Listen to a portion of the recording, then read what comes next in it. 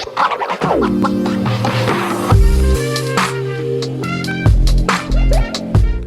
there, welcome back to my channel. My name is Brittney Bundles, and today's video is going to be all about drop shipping. So I want to talk about some drop shipping tips that I actually got from Shopify.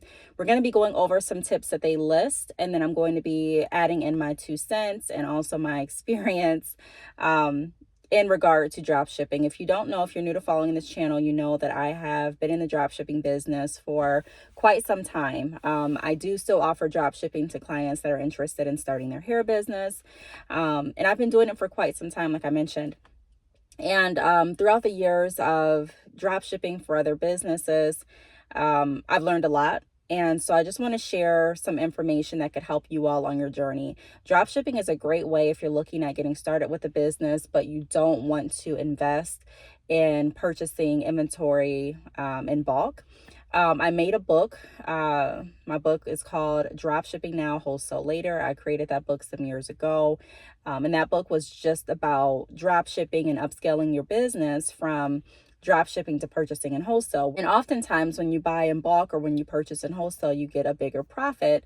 And then you also get the benefit of having better inventory control. You know, if you're able to send out products when you want to send the products out, that could be a positive or a negative depending on how hectic your schedule is. You know, I do drop ship with some clients that prefer to have drop shipping as their primary method of running their business because they're doing so many other things and they can't commit to going to their inventory stash and sending out hair right when they get, when they get orders.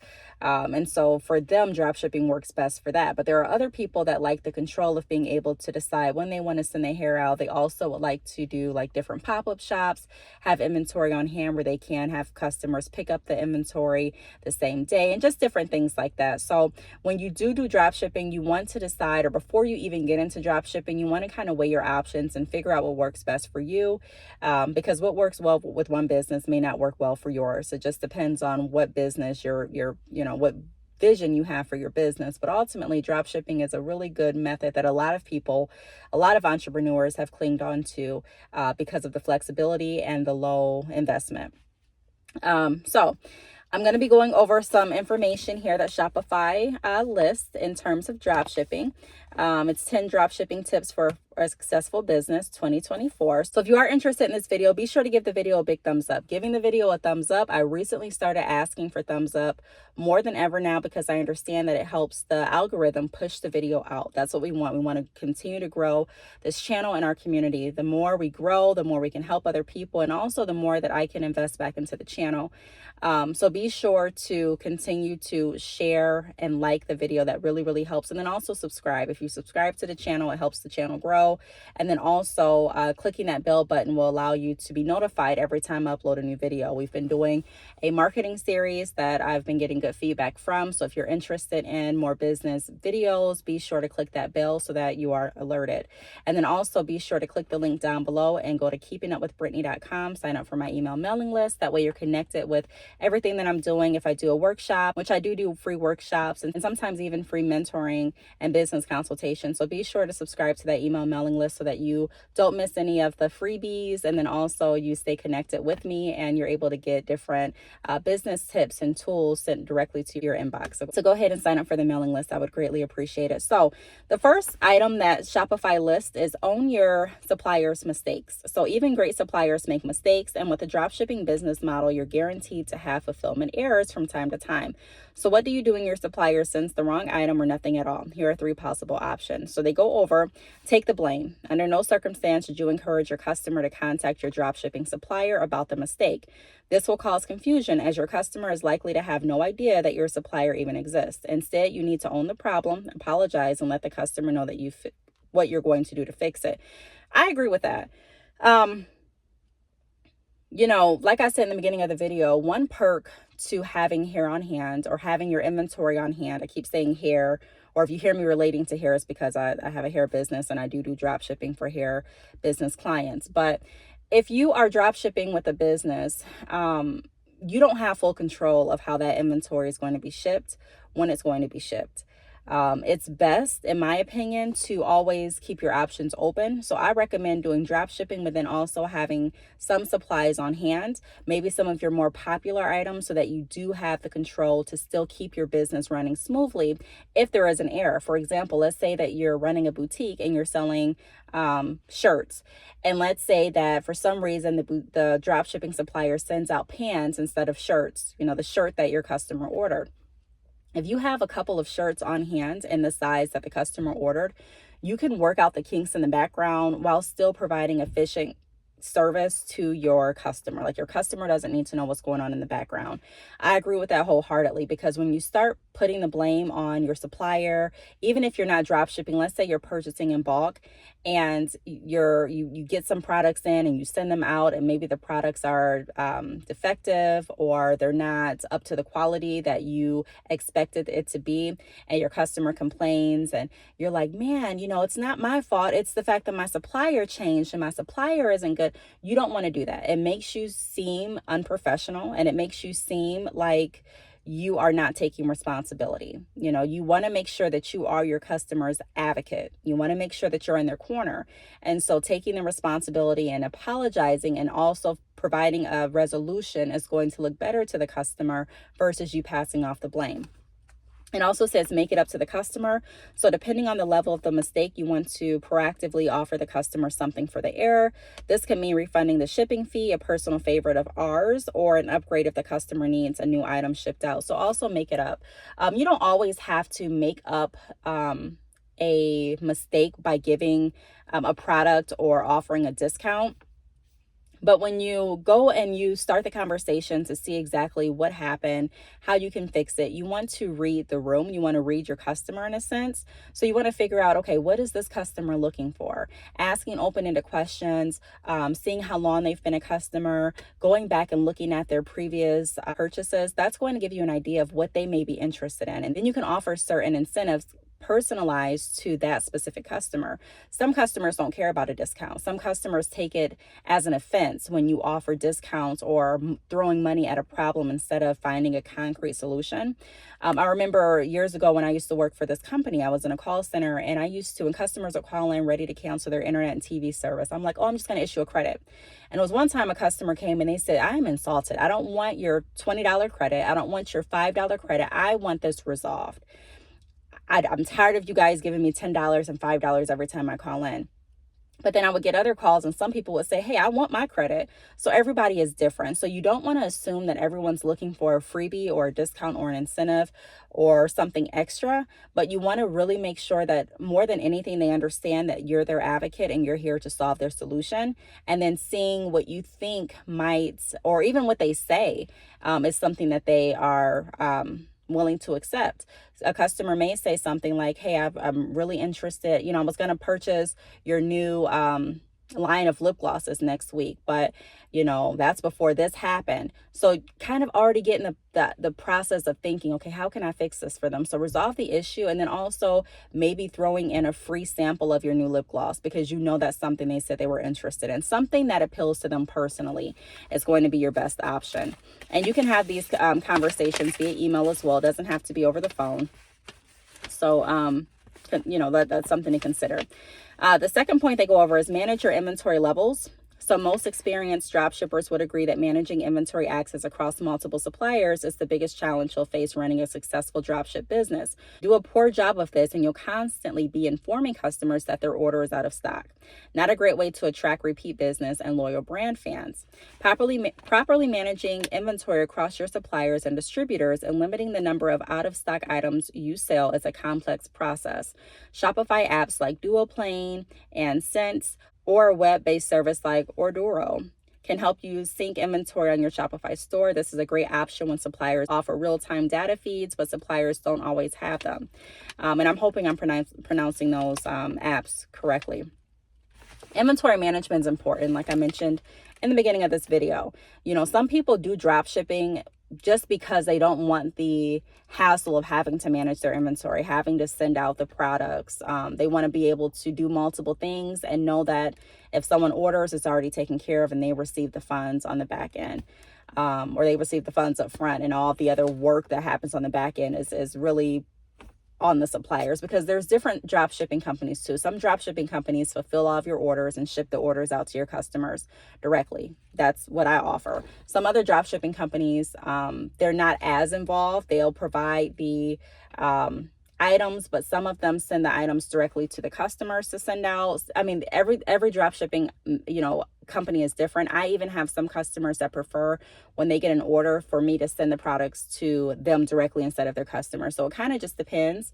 But no matter what, you want to make sure that you are doing the best that you can to keep everything streamlined and running efficiently. If you're working with a dropship company and you know that they're more than likely always out of stock on a certain product, I would look into seeing if they have an option where you can purchase some of that product in bulk. Why? Again, that gives you more control of the inventory, gives you more control of the outcome that your customer is going to have with that experience purchasing from you. Now, I do want to say, if you have a good drop shipping supplier where, you place a drop shipping order, they're rarely out of stock, they're always prompt, you may not feel like you need to do that, but always having a backup plan just in case is wise, in my opinion. So they go over using multiple suppliers. I'm not going to read everything in regard to that. So I agree. Even if you're not drop shipping, I recommend having multiple suppliers, multiple vendors, even for hair businesses. You may not use your second vendor, but it's always good to have that one there in place just in case. You'll be amazed how many people I work with doing the business consultations, and they're like, look, my vendor just went missing. I don't know how to contact my vendor, and I have these orders I need to fulfill. You need to have multiple vendors that you've already tested, that you already have a connection and a relationship with, just in case. Maybe you are never using that second vendor. Maybe you always use your primary vendor, but you still want to have that vendor on reserve just in case. So the next one is fulfill orders intelligently. So using multiple suppliers has a number of benefits that we've discussed. It increases the likelihood that the item will be in stock, offers geographical diversity for faster delivery times, and prevents you from being reliant on any one source for your products. But with multiple options for fulfilling an order, how do you know which is the right supplier to choose? There are a few different methods to consider. So what I would say too to that is have multiple suppliers, but you want to make sure that your suppliers are in sync in a sense. What I mean by that is, if you're selling hair extensions, for an example, you want to make sure that you're testing those suppliers, because you can have multiple suppliers with good inventory. But let's say that you're buying a body wave bundle of hair from one supplier, and then you get the second supplier and you're wanting to ship out some more body wave hair, but the body waves look different, the hair texture feels different. That could cause a dissatisfied customer experience. Let's say that you're running a boutique and you're selling watches, and you have multiple suppliers, and one supplier is sending out this watch.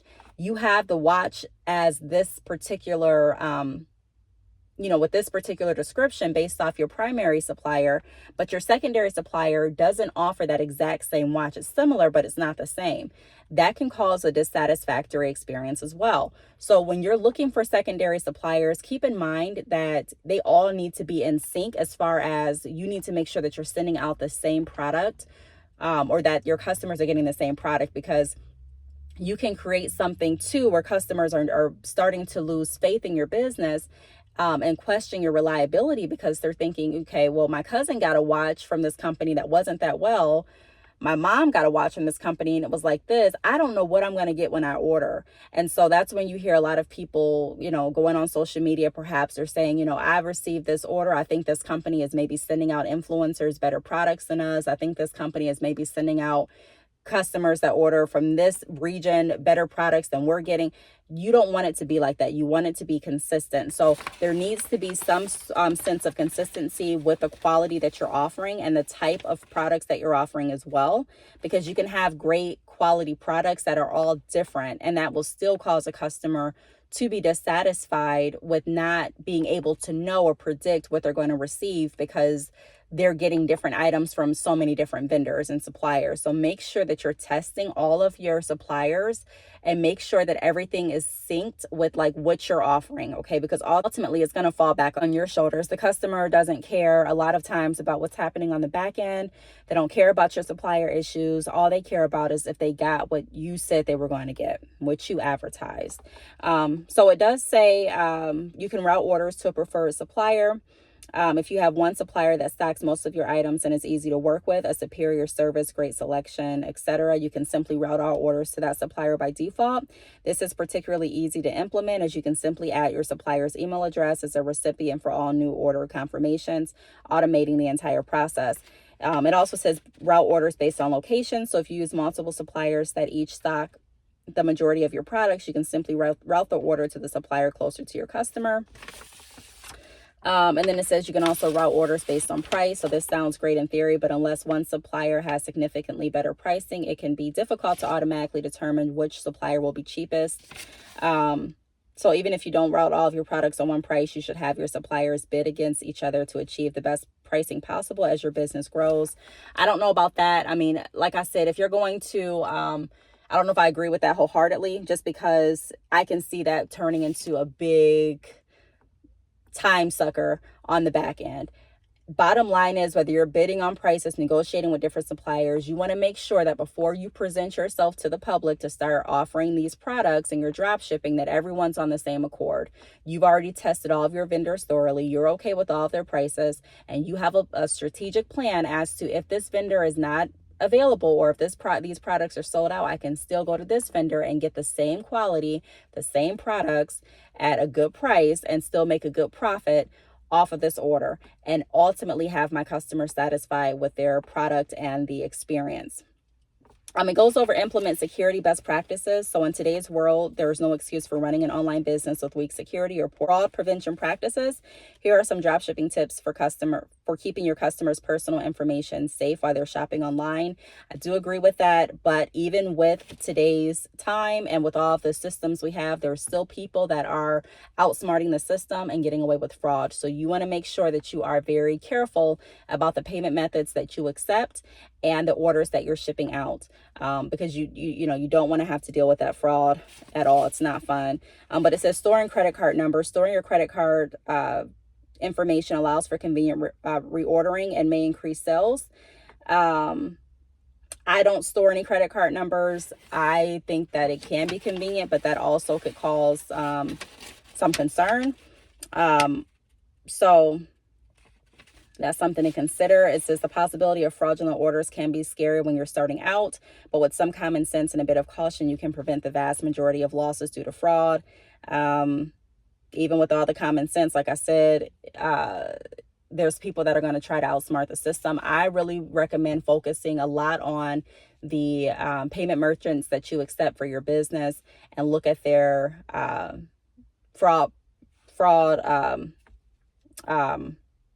what can I say? Look at their fraud policy, because if you're working with a payment merchant that's going to automatically refund the money if someone has if someone makes a chargeback, or if someone's saying this charge isn't real or the charge is fraudulent, you're probably going to do a lot of work on the back end trying to get money back from fraudulent orders. That's why on my website, for years, I've been offering just the simplest, like just a few different payment methods. I offer PayPal and I do Klarna. Through PayPal, you can use your credit card number if that's attached, or your debit card number if that's attached to your PayPal account. And then Klarna, you can use your card as well, as long as it's attached to Klarna. But those two payment merchants, they're not going to automatically just stick their hands in your account, take the money out, and have you fight with the institution. So I would recommend looking at that first. Also, it goes over looking at the billing and shipping addresses, make sure they're the same. 95 of all fraudulent orders will have different billing and shipping addresses. Look for different names, unusual email addresses, and all of that good stuff. Number 5 goes over how to handle chargebacks quickly. I'm not going to really get into that too much. Where's 6? Where's number 6? And actually, I said 10, but we're probably just going to go over, because I don't know if I printed off the pages. So I'm probably just going to go over 6. Yeah. I don't know where 6 is at, but we're going to just skip over to 7. So in total, it will be 6. It says adapt simple shipping rules. So calculating shipping rates can be a big mess for drop shipping business owners. With so many different products shipping from multiple locations, it's difficult to accurately calculate shipping rates for orders. So it goes over 3 types of shipping rates you can use. So real-time rates. With this method, your online shopping cart will use the collective weight of all items purchased and the shipping destination to get an actual real time. You can use flat rate shipping. As the name implies, you charge one flat rate for all shipments, regardless of the type. I agree with that. It also gets into international shipments where there's different weight and length limitations for different countries. There's additional charges from suppliers for processing international orders. You know, you have the duties and all of the other additional things when it comes to shopping internationally or selling internationally. So what I do for my drop shipping business and what I've been doing is I have a flat rate fee. So everyone that signs up for my drop shipping, they pay a flat rate on each order. Every time I'm doing a drop shipping order, whether I'm sending the order directly to the drop ship client or I'm sending it directly to their customers, there's a one-time flat rate fee. And that keeps it a very simple and organized because I'm not having to constantly change the different shipping prices, go back and, have them calculate the shipping. Like, I want it to be as seamless as possible. So my drop shipping clients don't have to configure the shipping. They already know what the shipping is going to be. And that makes it easier for them to let their customers know. Because if I was doing it like on a weighted basis, they could know, but it's going to be a little bit more work on their end to have to calculate the shipping. Versus, them just knowing there's a flat rate. So for example, if the flat rate of shipping is $10, then they can already on their website have their shipping at like $10. You know what I mean? So it just makes that part easier. And then I don't do international drop shipping. I used to do international drop shipping, but it became a big hassle with figuring out all of the different international fees that were going to be added. And it was just a lot for me to ship out. And a lot of times I would take a loss because the what can I say? The profit that I would get would be eaten into so bad, like a huge amount would be eaten out of my profit because of the shipping costs with like the duties and the different fees that were associated with shipping overseas that I wasn't aware of until I started doing overseas orders. So those are some things to consider. Ultimately, you want to make sure that you are very in the know with your business, that you're very in the know with your suppliers, with the shipping, and that everything is simplified for you. Simplifying and organizing your drop shipping processes, your drop shipping process altogether is going to make for an easier, more efficient process on your customers' end. You want to make sure that you're owning what you're doing. I tell people all the time when they drop ship with me, drop shipping is not an excuse not to be present with your business. Drop shipping doesn't mean that you can just be gone from your business in mind and you're just like, whatever, if someone orders, the drop shipping company is going to take care of it. You still want to make sure that you're building relationships with your customers. You still want to make sure that you have good customer service. You still want to make sure that you're updating your website and your policies. You still want to send out your email newsletters and continue marketing. I mean, you still have to be present, even if you don't have the responsibility of sending out the inventory personally. Don't let that be a reason to get really lax and lazy with your business to the point that your business stops growing and starts declining or just stays stagnant. So those are my tips, and also mixed in with some information that Shopify provides for dropshipping tips for a successful business. It is titled 10 dropshipping tips for a successful business, but we only went over 6. Don't know where number 6 is, but I just hopped to number 7. If you want to read more about Shopify's tips, you can always go to shopify.com and click the help center. If you do want to sign up for Shopify, there may be a free trial. All you have to do is click the link down below this video as well, and you can sign up for a free trial with Shopify. I have a ton of videos going over my experience using Shopify. I've been using Shopify for some years. I'm also a Shopify partner. So I've helped people set up their Shopify stores. I'm just really familiar with Shopify, put it that way. I've been a partner for some years, creating websites, like I said, helping other people with their business websites and just a lot of different stuff. I wouldn't tell you something that I wouldn't do myself. I wouldn't sell you something that I wouldn't buy myself. So it's not like I'm selling you anything in this video per se, but I am saying if you are interested in a new e-commerce site, or if you're wondering why I'm interested in Shopify, why I started using Shopify, there's a ton of videos in my business playlist that go over Shopify and the perks associated. So I do want to thank you all for tuning in. If you have any questions, feel free to leave them down below. Thanks so much for watching, and I will see you all in the next video. Bye.